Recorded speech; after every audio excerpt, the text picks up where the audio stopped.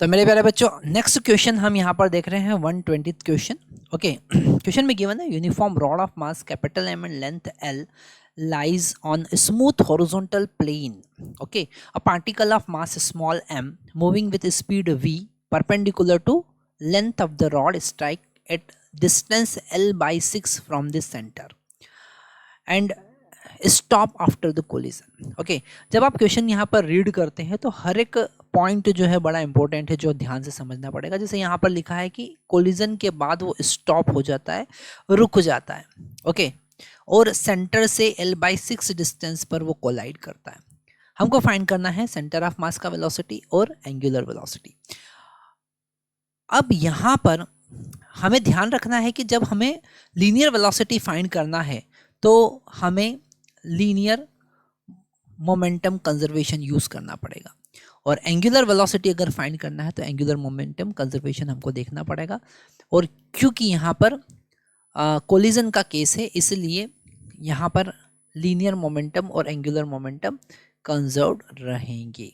Okay, तो हमारे पास एक रॉड है, उसका सेंटर और उसके सेंटर से l/6 डिस्टेंस पर, यहाँ से l/6 डिस्टेंस पर एक पार्टिकल है जिसका मास स्मॉल m है, रॉड का मास कैपिटल M है, और वो पार्टिकल यहाँ पर v नॉट वेलोसिटी से हिट करता है। वैसे तो v वेलोसिटी गिवन है, v वेलोसिटी से हिट करता है।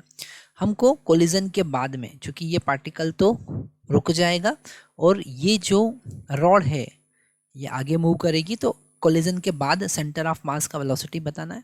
और चूंकि यहाँ पर ये ओमेगा स्पीड से गोल गोल रोटेट करने लगेगी तो ओमेगा भी फाइंड करना है। तो हम यहाँ पर सबसे पहले बात करते हैं linear momentum conservation. Linear momentum conservation, okay, momentum conservation. तो यहाँ पर आपको ये बात समझना है कि हम लीनियर मोमेंटम कंजर्वेशन क्यों यूज़ कर रहे हैं, क्योंकि यहाँ पर कोलिजन का केस है, एक्सटर्नल फोर्स 0 है।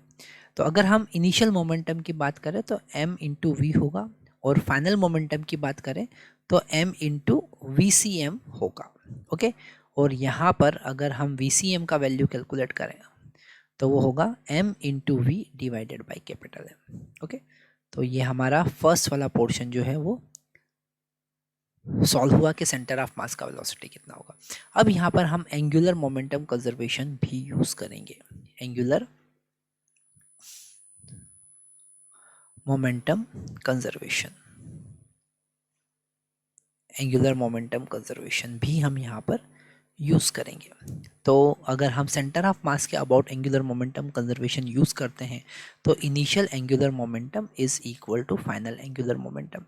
इनिशियल एंगुलर मोमेंटम कितना होगा, क्योंकि अगर हम इस सेंटर ऑफ मास, ये थोड़ा सा ध्यान से समझना पड़ेगा कि अगर यहाँ पे सेंटर ऑफ मास है और अगर हम इसके अबाउट तो परपेंडिकुलर डिस्टेंस l/6 है, तो m v इंटू l/6 है ना। क्योंकि जब हम ट्रांसलेटरी मोशन के कारण एंगुलर मोमेंटम देखते हैं तो mass into velocity into perpendicular distance.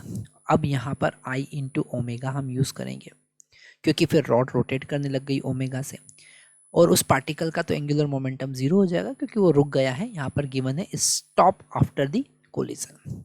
तो M V L divided by 6 equal to M L square, capital M यहाँ पर यूज़ करना पड़ेगा, डिवाइडेड बाई 12, क्योंकि यहाँ पर सेंटर के अबाउट वो रोटेट कर रहा है, इनटू ओमेगा। तो यहाँ पर एक L से एक L हम कैंसिल कर सकते हैं, और ओमेगा का वैल्यू जो है, चूँकि यहाँ पर ये 2 टाइम कैंसिल होगा तो हम लिखेंगे 2mv divided by capital M into L। ये हो गया हमारा ओमेगा, और वही हमें फाइंड करना था। तो अगर हम ये समझ जाते हैं कि यहाँ पर एंगुलर और लीनियर मोमेंटम दोनों कंजर्वेशन हमें यूज़ करना है तो इस टाइप के क्वेश्चन बड़े ईजी हो जाते हैं।